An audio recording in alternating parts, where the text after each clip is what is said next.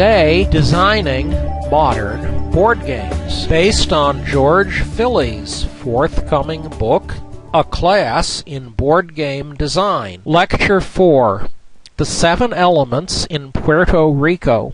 So welcome to the class. We're handling all of the technical business like getting homework back off camera and all of the interesting discussion off camera. But we are now ready to resume, and today we have a specific topic. We are going to be discussing one exemplary Eurogame, Puerto Rico, which hopefully every design group has. Also, as there were questions about design group membership, hopefully either the design group of 2 found a third person, or I shall say a couple of design groups need to expand up to 5. We may handle this either way, and I will be happy with it, but I will do something about it at the end of class. Okay, so we are discussing Puerto Rico. We are discussing Puerto Rico as an example of these various features that real games have. So where does that take us? Well, the representation, what you see in front of you, you just saw it. The representation is that it's a board game.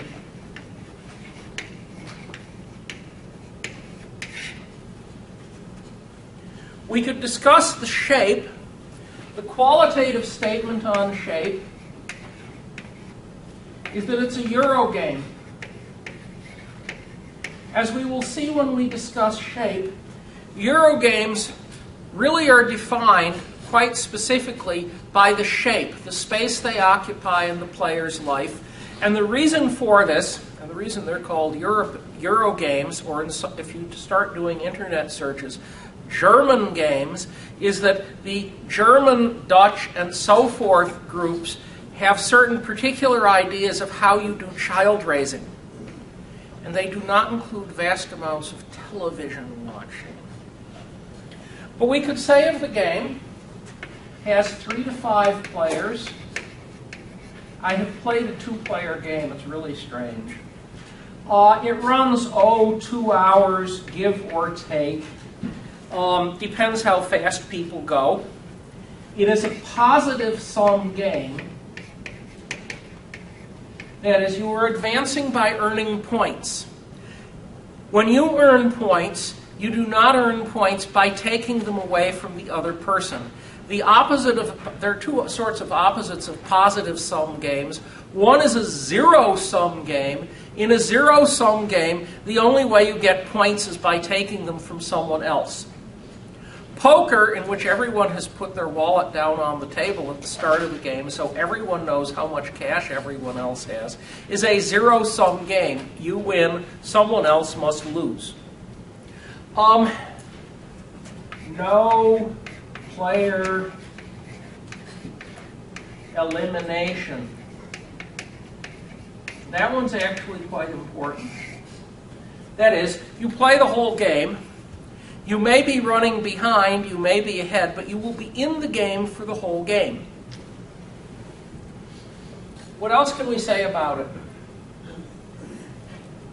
Well, of course, every game has a topic, so if I just point at one game, the fact that it is not about blowing things up, visiting strange countries, meeting exotic civilizations, and smashing them to pieces, the fact that it's not about that, well, it has to be about something. That could just be a coincidence, but that's in fact generally a defining characteristic of Eurogames. Simple rules, relatively speaking, but rich choices. That is, and if you don't like choices, we could say strategy. That is, that you have things you can choose to do, and the things you choose to do have implications that can be seen out for a great distance. There's one other piece of the shape that is not entirely typical of Eurogames, namely there is little, not quite zero, but little player interaction. You're playing a game, the people around you are playing a game, You can urge people which role to take in the same sense. If we're playing Carcassonne, as we did in the lab yesterday, you could urge people where they should place their card, and where, of course, placing that card will do the most injury to your opponents and not to you. But there's not a lot of player interaction. In particular, while it sort of appears to be a business game, there is no opportunity for the players to trade with each other. You only trade with this obscure remote market. Okay, that's the shape. And the shape is, it's a Eurogame, and these things I've listed here are all characteristic features that define the shape of Eurogames. Style, mechanisms,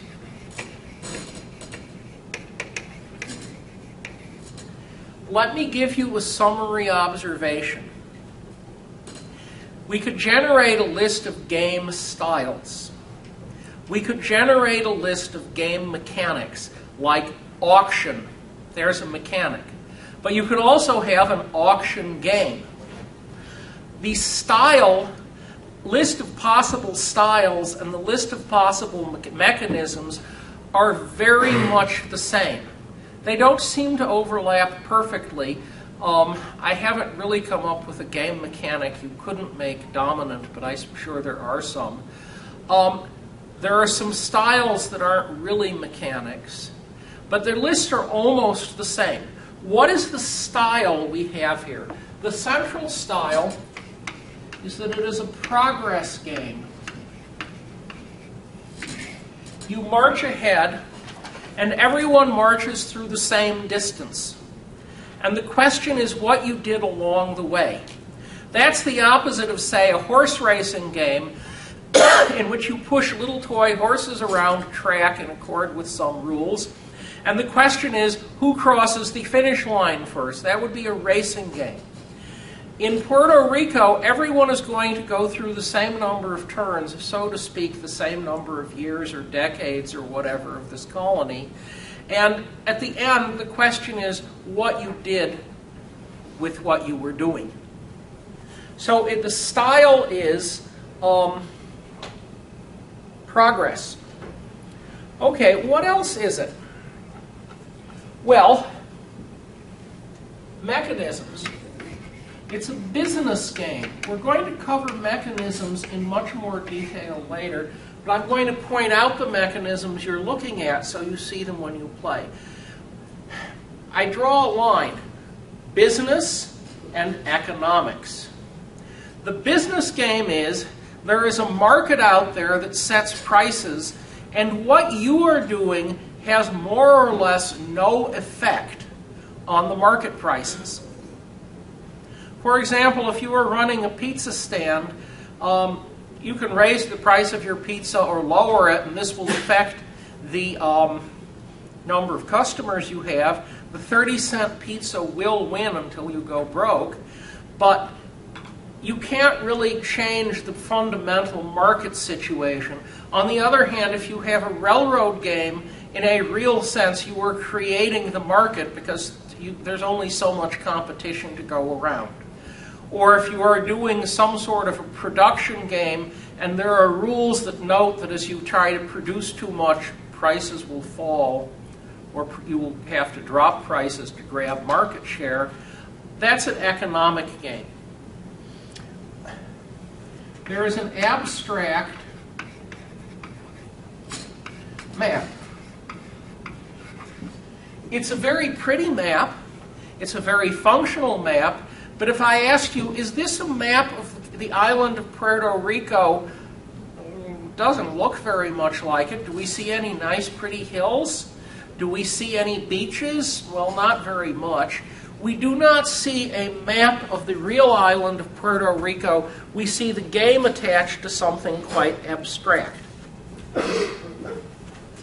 We have a mechanism which I will call construction.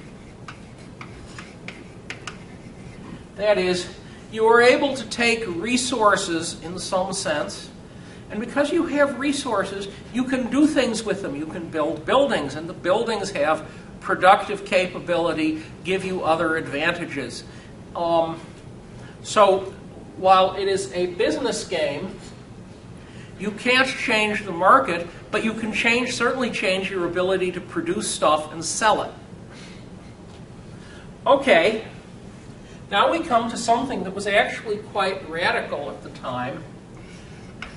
The game involves role selection.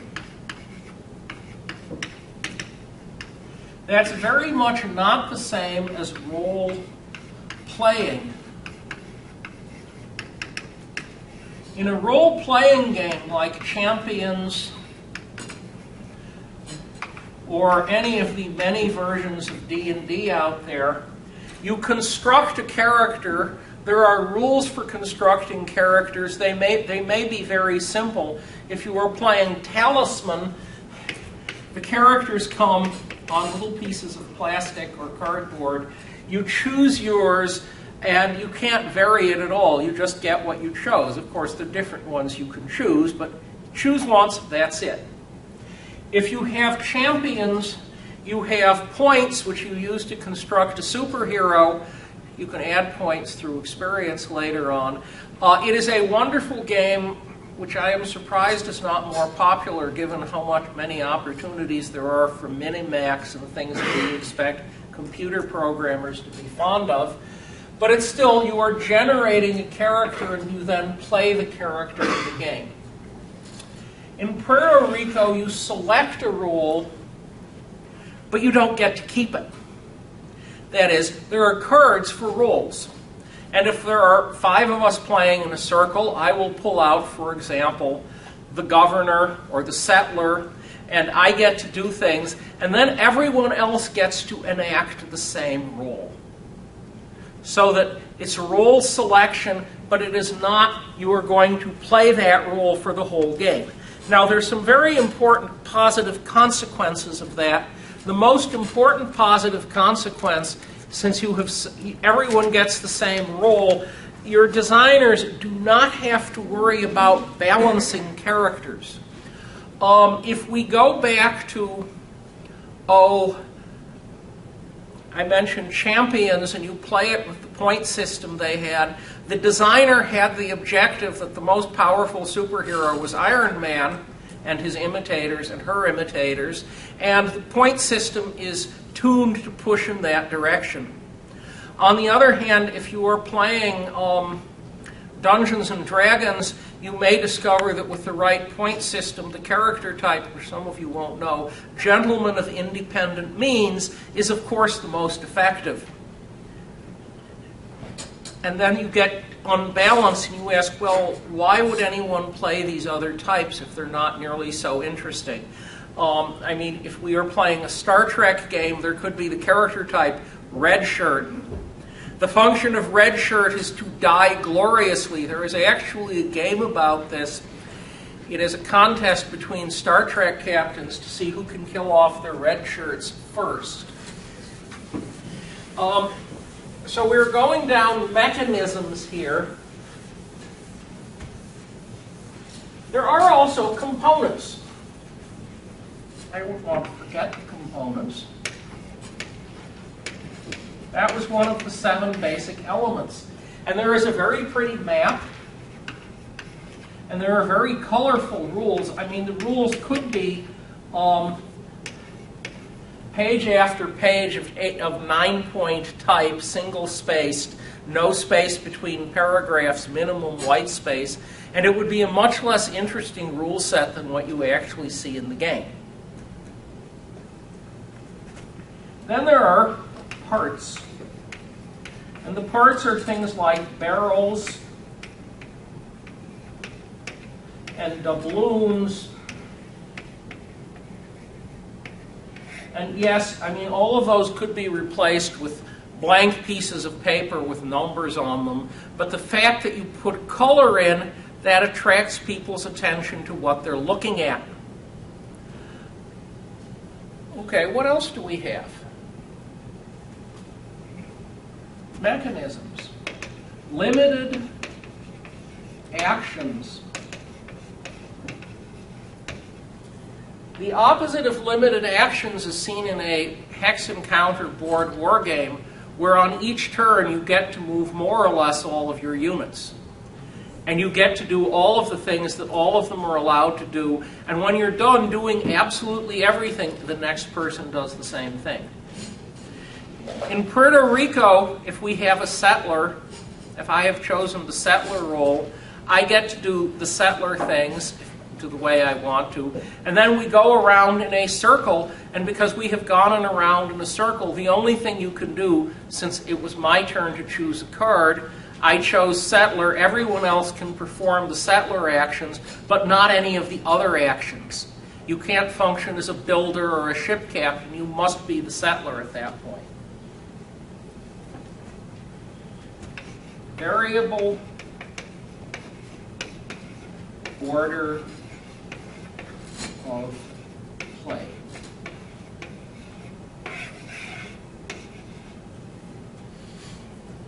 This one's a bit complicated.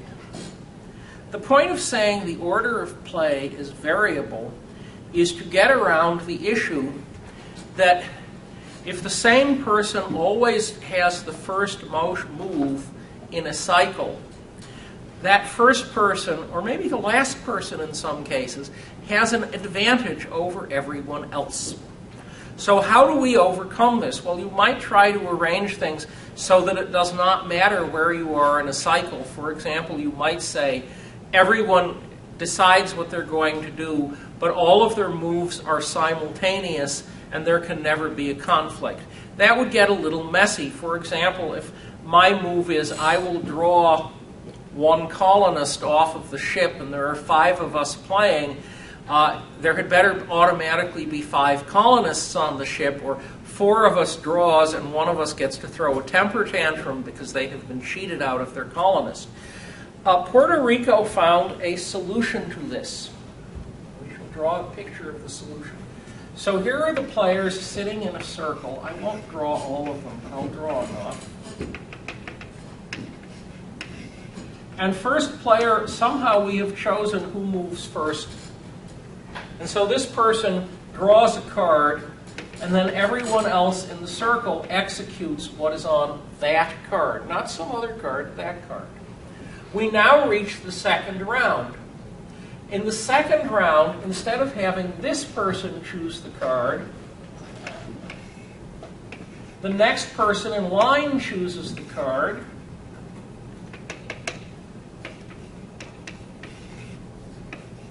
And finally, we get around to the person who was first in the last round. And this cycle might be called the first shall be last.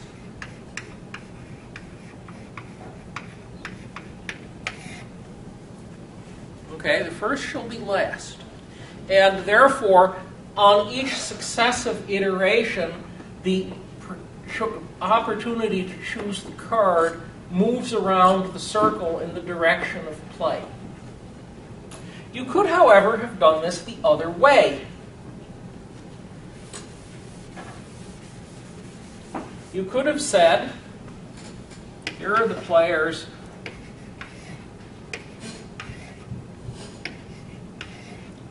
They play in a circle on the first round.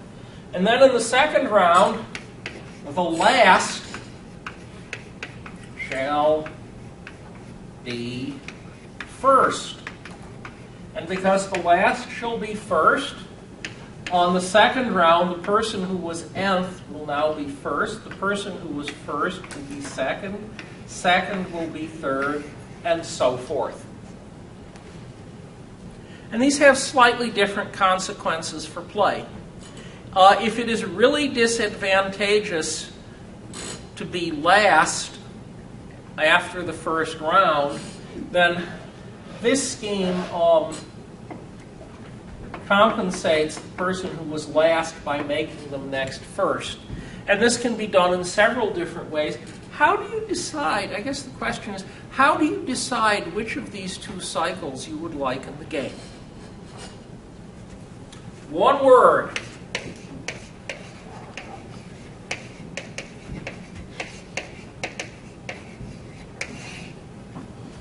Yes, You can be lucky and have a designer or support staff member who can look at rules and immediately see all of their deep implications and find all of the amusing ways to take the poor defenseless rules and beat on them and abuse them and cause them to give strange consequences.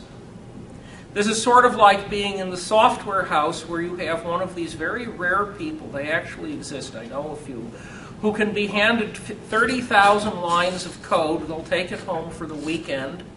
And over the weekend, they will find all of the amusing places the code is broken in subtle ways simply by reading it. There really are such people, and they are enormously valuable when you can find them. Many of these people are also, it turns out, bored wargamers, or gamers of some sort, because the skill set, finding ways to abuse, a game is basically a computer program. It runs on wetware. You have all of these rules, which are computer instructions, and the people who can find interesting outcomes can use the same skill in both.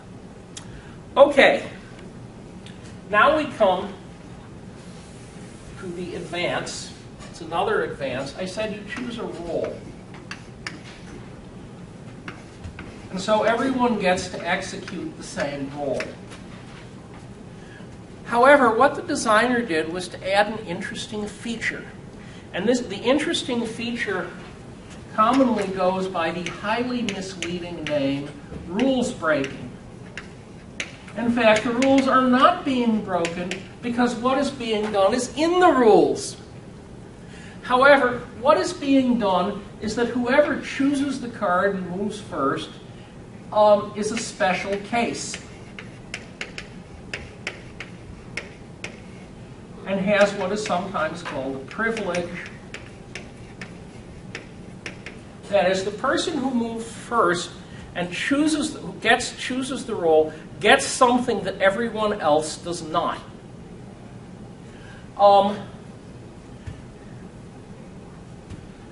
The point of this is, what you are going to do is to give tactical richness, that is, choices that matter via exceptions. You have a rule, and then there's cases in which the rule does not quite apply. It becomes slightly different. And because the rule does not quite apply, instead of sitting and waiting to see that someone will draw settler, you have a reason to want to draw the settler card yourself because you get something that other people would not. Now, there's an interesting technical problem here. Suppose I have a bunch of rolls. I can try to balance them so they're all equally attractive to draw. However, I know perfectly well as the game is played and people invent strategies, they will probably invent strategies that I will not come up with. And as a result, they will be much better players than I am, and they will figure out that a few of the rolls aren't very good. How do I fix this? And the answer in the game is, there are a bunch of rolls, and there are a series of players who move in a circle, but if the 5 players move in the circle, each choosing a roll, at the end there will be a few rolls that will not have been taken. What do we do about this? We take the rolls that have not been taken, and we put money on top of them. And each round, because the roll is not taken, there's more money on top of it. And eventually there will be this large number of gold doubloons sitting on top of the ignored roll, and someone will realize that the money is worth more to them than the roll they might have chosen, and you see things self-level. And that's actually a fairly general rule scheme. You try to arrange things that are self-leveling. It is like a modern airliner where if you pitch the nose up too much or the speed tends to drift, the aircraft is designed, the pitch will change, the speed will change, things will even out in a way that the airplane will tend to be stable even if the automatic pilot is turned off. This is the opposite of early World War I fighter aircraft, which tended to be unstable. This is now a design feature with computer control. And so if you started to go into nose down, you had to do fairly radical things, or the dive would simply become steeper and steeper until the airplane flew vertically into the ground. A bad outcome, unless it was someone else's airplane. In any event, the core issue is you can, if you are clever, you can arrange rules to design for stability. If you're not careful enough, you design for too much stability, and it's impossible for any player to get an advantage and win, but there are risks. Well, I said privileges, special cases. It turns out there are also things called buildings, which you can buy. And buildings function to give you certain bonuses or advantages, except they keep recycling this each turn. And so by buying buildings, you get modest economic, or I'm using economic in a slightly different sense, modest production advantages that let you push ahead. And you have various different strategies for applying these. Because you, how shall we put it, have the buildings, you can pursue different strategies corresponding to the different advantages you can start with. So there are buildings. And the buildings, though, basically all function by exceptions. Okay, let us consider the economics such as it is.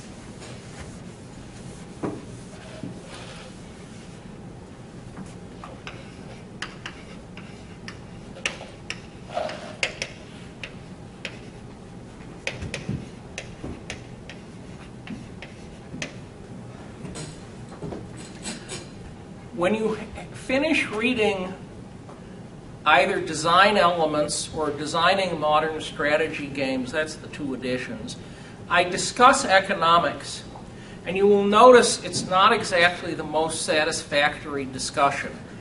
What I have been attempting to do in those books is to develop a taxonomy of economics rules, and the taxonomy runs into certain problems as soon as there's money floating around. The general idea, though, let us consider, we'll do a space warfare game. So we have raw materials, and we have things like parts, girders, whatever, and we turn them into instruments or ship engines or something or other, and we finally turn these into spaceships.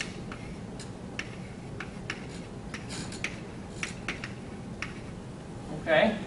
And this is, in a certain sense, a four-level economic system. That is, you start with A, you move to B, you move to C, and finally at D, you're at the top end of the tree economically. On the other hand, we may imagine it's an Alaskan gold rush game. You move to a square. There's a tile on it that's upside down. You turn over the tile and you discover how many pounds of gold you found on that square. And those are victory points.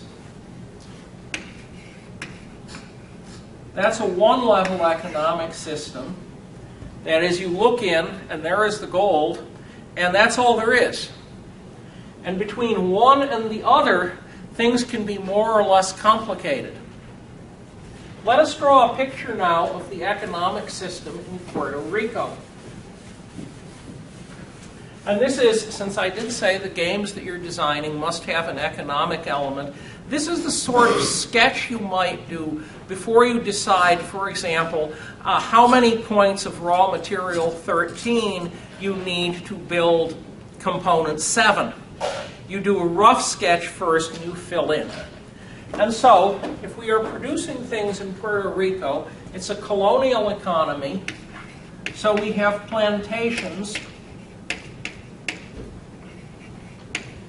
However, all of the things you produce in plantations, like indigo and coffee and corn, they don't happen to have rice, but it would fit in, have the feature that just the stuff off the plant isn't terribly valuable for anything.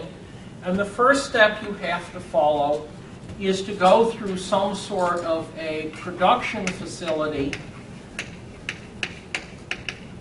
that makes the thing usable. For example, and it's something not in the game, if I have rice and I want to ship it, the first thing I have to do is to dry it. And a drying facility is this somewhat large, strange circular thing which keeps levitating the rice and letting air blow through it, and you eventually dry the rice out without heating it, because if you heat the rice, you damage it.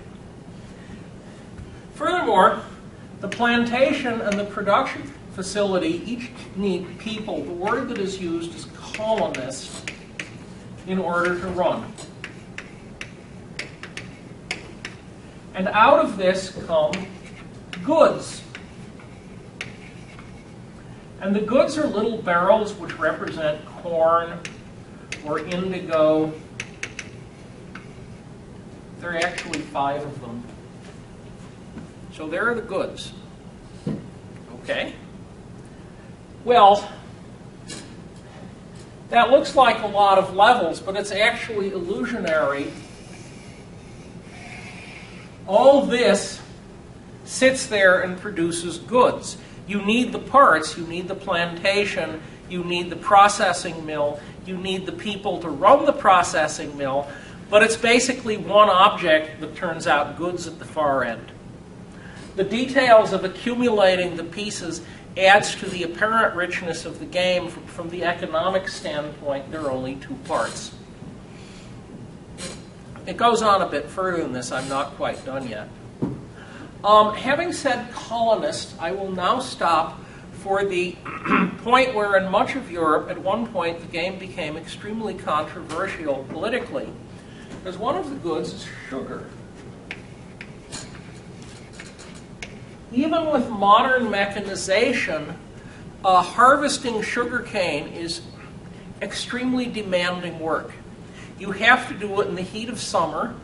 You have to do it quite quickly on very long days when the sugarcane has reached its peak or the sugar goes away. In the colonial period, this was basically only done with slave labor. Worse, because it is extremely brutal, the lifespan of the slaves was quite short. The sugar industry, the English were superior to the Spanish in this. The sugar industry for a long time relied on slavery, and after they'd exhausted the supply of Carib Indians by having them die, they kept importing slaves from Africa who were not able to even reproduce their numbers because the lifespan of a sugarcane plantation worker was so low. So there is now the political protest that gamers are benefiting from slavery. And in some parts of the world, this did not go over too well. And it became quite heated. So I just bring this up as an example. If you are doing a game design, you can sometimes run into interesting issues that you might not have thought of. In fact, unless you are interested in Napoleonic warfare or Napoleonic economic history or pre-Napoleonic, the fact that this process involved slavery you might not have known about. Nonetheless, people occasionally walk into these interesting issues and have to survive them. Okay, well, we now have goods. And there are 2 things you can do with goods. You can export them using ships, and you get victory points.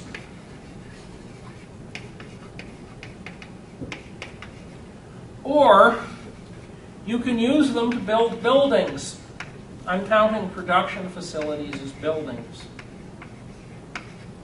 And the buildings, A, let you make more goods, and B, give you victory points themselves. The buildings also give you specific benefits under different conditions. But in order to build buildings, you need to wait for someone to draw the builder rule. I'm sorry, I skipped the line. I apologize.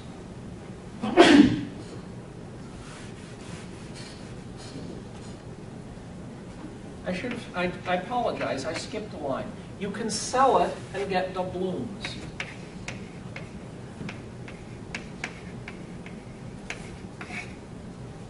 Get money out. Now the virtue of money, well, it's sort of uniformly understood. The disadvantage of money is that it tends to confute what is going on economically because it's not a good in the usual sense. It's not something you produce. It's a medium of exchange. I was saying you produce buildings, but I skipped. They're doubloons. And the doubloons you use to get buildings during the build phase. Now, I have just created here a certain competition because on one hand you'd like victory points, but on the other hand, if you are going for victory points, you aren't building up your economy, and the rate at which you accumulate building victory points will be quite small. Furthermore, buildings are worth victory points all by themselves. Now, in a real economy, you might say, well, I can do all of these things, and if I am patient and long-sighted, I can say I will build up the economy, and eventually we will be able to manufacture huge numbers of victory points a turn and overwhelm everyone else. Those of you who have played 4X space warfare games, large scale, without limited resource, will probably have encountered the occasional player who really fine-tunes the economy and at some point shows up in a battle with 4 times as many warships as everyone else has on the board put together. The problem with saying, well, we sell everything for money and we keep building and more buildings and we get eventually then turn around and get victory points, there are 2 problems with this. The first problem is there is a limited supply of buildings. And that's a mechanic. It's called limited resources. Limited resources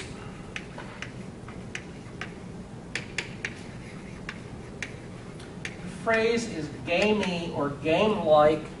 The notion that there's a limited resource, well, it depends what it is. If the limited resource is a stone quarry, the answer, yeah, there are only so many places where limestone is close to the surface, and therefore there's only so many places where there is gold ore, and therefore there are only so many chances to build gold mines. On the other hand, if the limited resource is a warehouse, no, if you need more warehouses, you just build them. If you found yourself briefly transported to Worcester 130 years ago, you would have found not just the North Works, you would have found the whole city full of red brick factories. And if you were a manufacturer and you needed another factory, you just bought up farmland and built another factory. And you just kept, because there is no real limitation on how many factories you can build. You might say, well, there's a limit on how many workers you can have to work in them. And in fact, Norton Ceramics ran into this, but they had a very clever solution.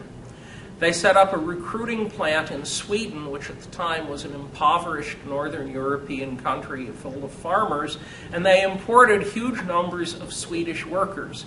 You can still find traces of this in our city, though they're quite small. But some limited resources are reasonably limited. Others are limited because there is a problem with economics where you can keep building things, and it is called exponential takeoff. In the real world, exponential is what economies are supposed to do. So that, for example, if we go back 2.5 centuries to pre-revolutionary America, large numbers of people in the area were subsistence farmers. Others would own two sets of clothing and work with handmade tools, and the level of living of most people was very low indeed. However, economies grow exponentially, technology grows exponentially, and we are now in the situation where, realistically speaking, most Americans enjoy a standard of living that in 1750 Europe only the King of France would have enjoyed, and maybe not him. And it's simply a matter that the economy just grows and grows and grows. Well, that's fine. However, at some point you have a game in which you are producing thousands of this or tens of thousands of that, and it becomes inconvenient and unpleasant to do the paperwork. So you insert limitations, and because you have inserted limitations, you have restrained the size of the game and the amount of paperwork handling and accounting type stuff that the poor players have to execute. It's a very important positive idea. The other way you get around, there are a couple other ways around exponential growth. There was once a game on evolution of human culture where the Stone Age was here and the Space Age was here. And yes, there was sort of economic growth as you rolled around the circle. However, prices increased tenfold as you went from one sector to another, or to put it another way, you lost 90% of your resources each time you stepped across. And therefore, while everything was much larger and fancier, the amount of money and play money and other chits you had to push around was kept under reasonable control. Okay, so we have largely discussed economics. I mentioned buildings. Buildings are good for victory points. Buildings are good for enhancing how many goods you can make and what you can do with them. And that is the economic side of things. Let us now, however, go back and discuss. Talked about victory conditions. I've talked about there's sort of an illusion of economics. On occasion, I have proposed to people, as a lab experiment, write a rule that causes realistic market behavior, so that if everyone is trying to sell indigo, the price of indigo crashes. And various people, this is usually tried, and you get very complicated outcomes and rules that don't quite do what they want. I will suggest a simple rule, namely,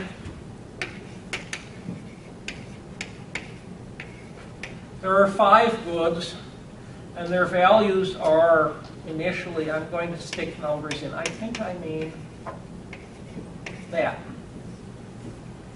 And the rule is, we'll suggest a simple rule that fakes being a market. If you sell A, its price goes down 1.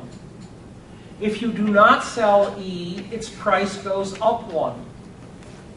And so there is this rotation of prices, so that if everyone is making indigo, say 5, the price keeps falling. And if no one is manufacturing corn, the price keeps rising. And people who don't respond to this have issues. And now suddenly it becomes obvious why you'd like to be producing a little bit of everything, so that no matter what is high, you have some of it. That's sort of like the old investment strategy. 60% in stocks, 30% in bonds, 10% in cash. No matter what happens, you're sort of well off. That is not a sound modern strategy. Okay.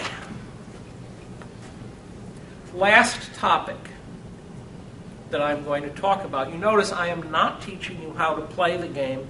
I'm pointing out how the features work.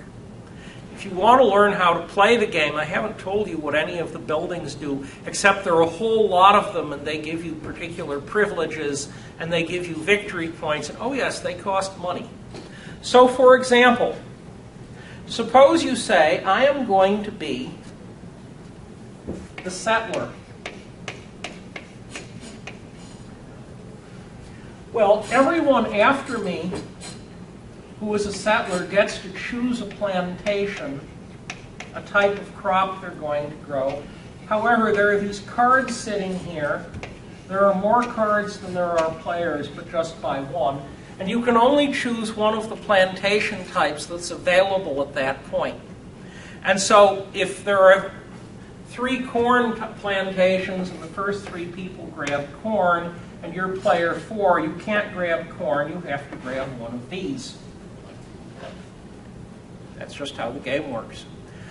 However, if you choose the settler card, if you're the first person to choose the card, you have a privilege. And the privilege is you can choose something called a quarry. You can also get quarries without being this if you build a building called the construction shack, because once you have the construction shack, you're allowed to procure quarries.